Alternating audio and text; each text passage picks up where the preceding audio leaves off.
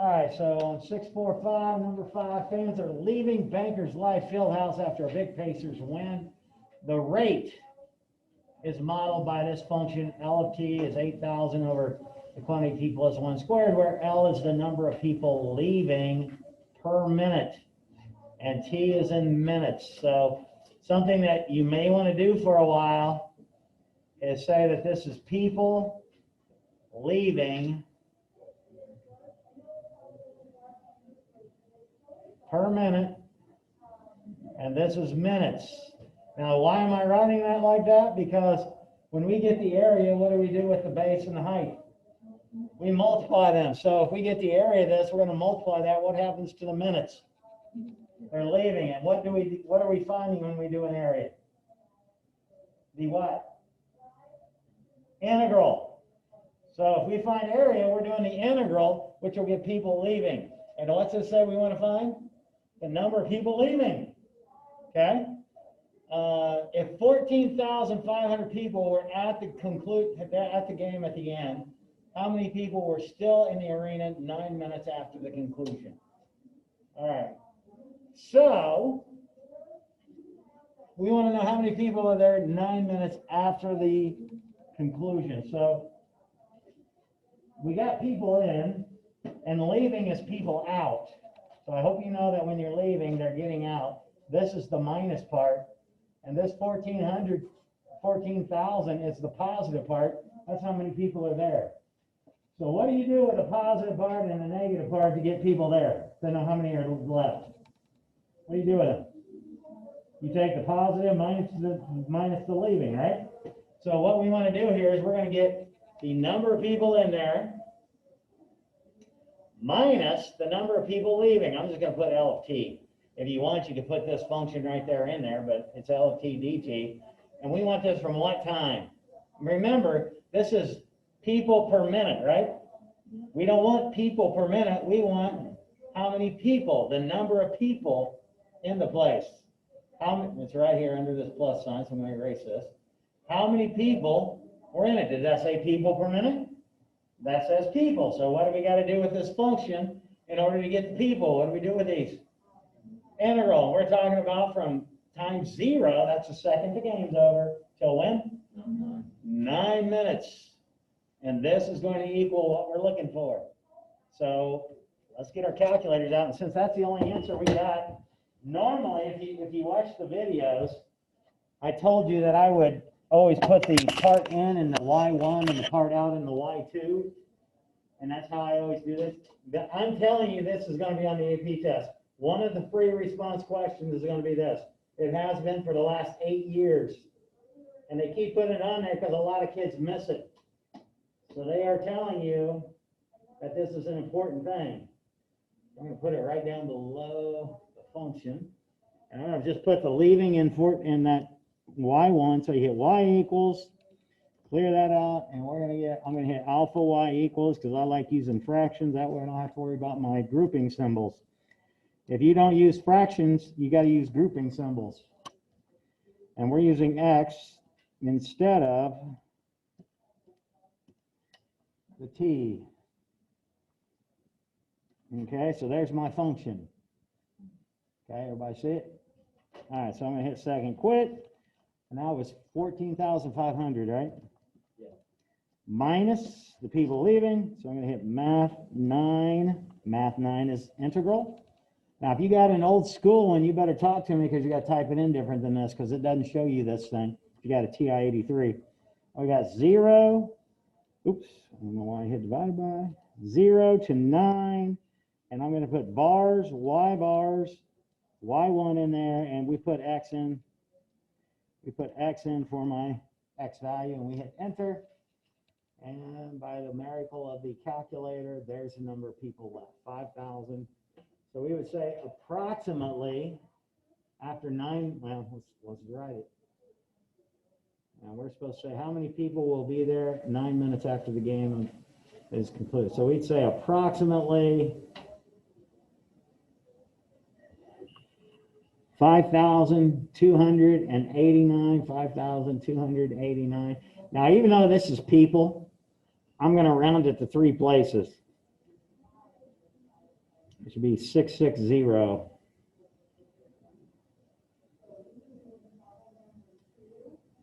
Remain in the arena at T equals 9 minutes, or you could say 9 minutes after the game, but you need to put minutes on there. Yeah. The AMP said 7,300 people, and that's the answer I got in my calculator. Yeah. And the answer to one of those. Did you do that? Yeah. Is your calculator? It doesn't matter because it's not a trig function. Maybe I hit an equation wrong in here. Let me look at my equation. Ah, my equation's wrong. Huh? Maybe not. Yes, my equation's wrong. Nobody yelled at me. So look at my equation. It's wrong. I typed in, and for some reason, my square did not say squared. It's got times 2. So let's change that to that.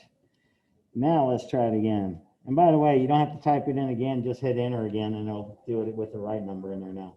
Hey, there we go. 7,300 people. Didn't even scare you. So this should have been 7,300 people will be in there after about 9 minutes. Thank you for telling me. Yes? Does the A/B test put equations like that into context like this one does? Yes, it sure does.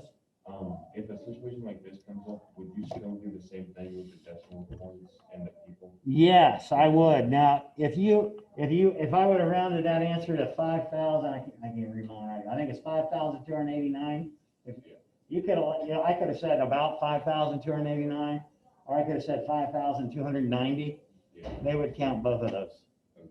Okay, because it's people. Yeah. Okay. Yeah, we usually don't count 0.6, but if you also put the 3 decimal points in, they will count that right also. Then they'll make fun of it later. Okay. Anybody else got a question? I just do 3 decimals every time, so I never forget. So because I see some of you guys don't do that. Anybody else got any other problems? But I'm gonna. All right, so we want to do number 2, what? B. 2b. Oh yeah, 2b or not to be. So we want to get the integral from 4 to 3 of f of t dt.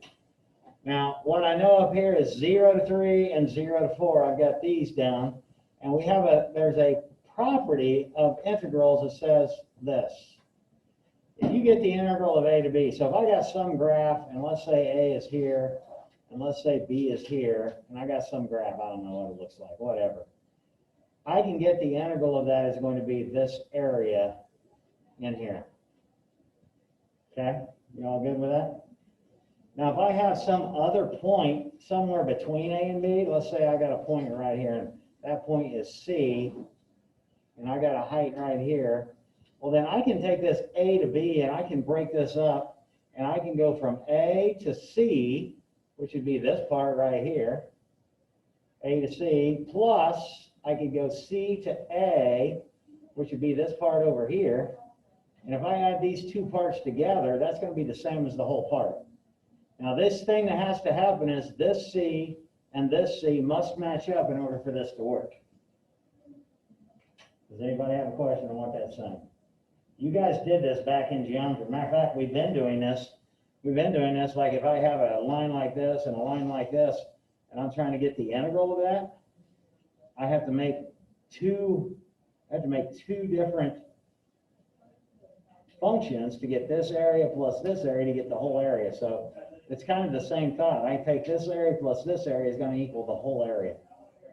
So when I look at this problem, I need to figure out what 3 to 4, I'm going to go do this, and it says 0 to 3 is this value and 0 to 4 is that value. Well, if I'm not mistaken, I think that I can go 0 to 4 would equal 0 to 3 plus 3 to 4, wouldn't it? From what I just said, those 3's match up, right? Okay, so I know that 0 to 4 is 7, and I know 0 to 3 is 3, so now I can figure out what 3 to 4 is because this is my variable part. So if I subtract 3 from both sides, that tells me that 3 to 4 is going to equal 4. Do we see what that is? Now, when I answer this question, there's a little problem because this is different than that. What's different in this than that? The intervals are switched, right? What happens when you switch intervals? Negative. So that means this would equal -4. Is there a question on that? Okay, and then 3 what? Just 3. All of it? It's only one question. Oh, okay. Oh, I see. So this is very similar.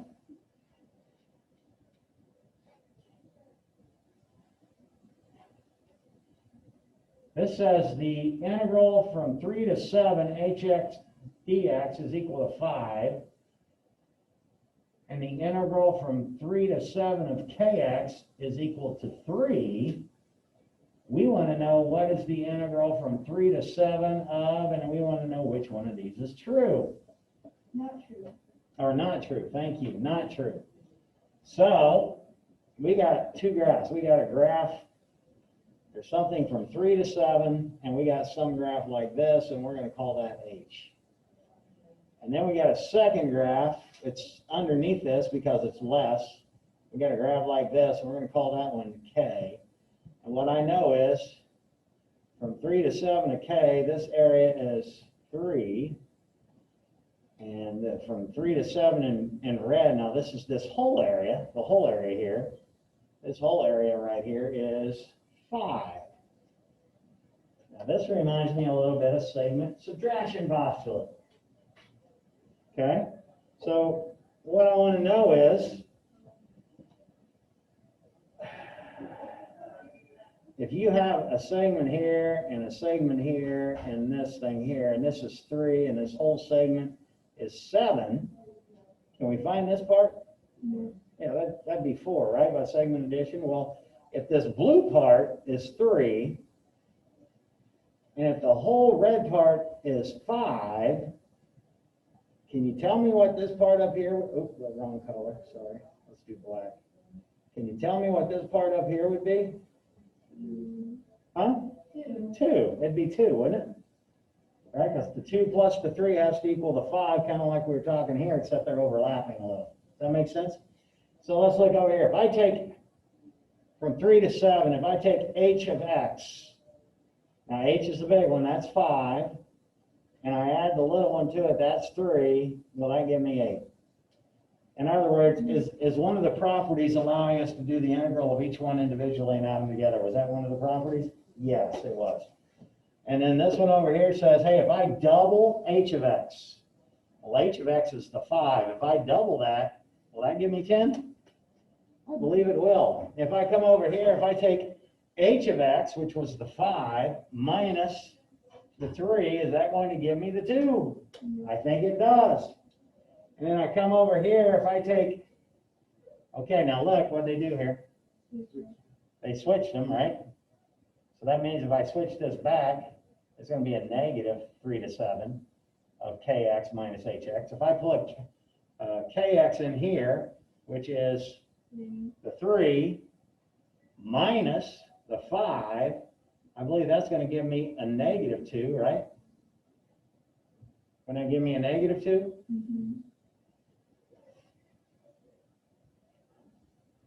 So if I divide both sides by -1, I believe that's going to give me the right answer. So that one's going to be okay, I believe.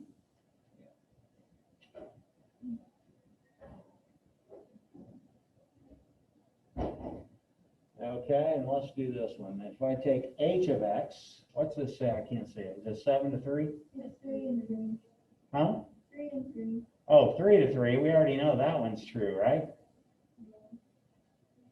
So we either got A or E. So let's see here. I think what I did, let's see if I flip it. I get a negative and a negative, so that means flipping it down. That should work. So this is the one that doesn't work. There is no, I don't know how to say it. There's no property that says when you're multiplying functions, there's no product rule for integration. So we can't do the integral of each one together and multiply them, get this. There's no deal where you can multiply two functions together or keep them separated and take the integral of them to get this. This is not a property of one of our integrals. Okay, so this does not work. Now, what you could do if you had a real function, and let's say h of x was this or something, and k of x is this or whatever, you could FOIL those together and then do the integral and find the answer to that. But you can't do each one individually at the same time of an integral and get that. There is no property like that. Okay? All right. Let me shut that off again. Do we have any other things you want me to go over? Somebody said, I thought somebody